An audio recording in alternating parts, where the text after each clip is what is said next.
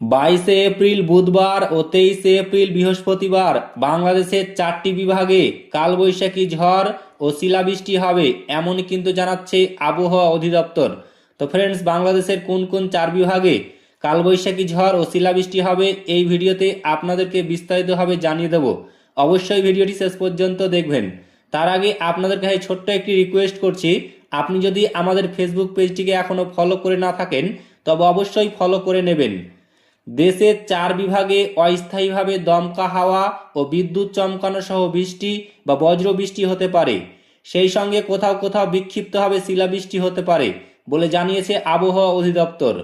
বুধবার সন্ধ্যা 6টার দেওয়া পূর্বাভাসে এই তথ্য মিলেছে।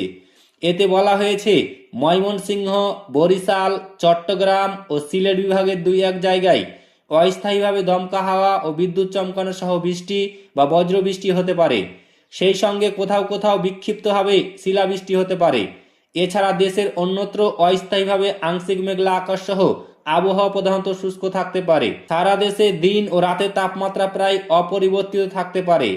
পূর্বাভাসে বলা হয়েছে, টাঙ্গাইল, ফরিদপুর, লক্ষ্মীপুর, খুলনা, যশোর ও কুষ্টিয়া জেলাসহ রাজশাহী বিভাগের ওপর দিয়ে মৃদু থেকে মাঝারি ধরনের তাপপ্রবাহ বয়ে যাচ্ছে এবং তা অব্যাহত থাকবে।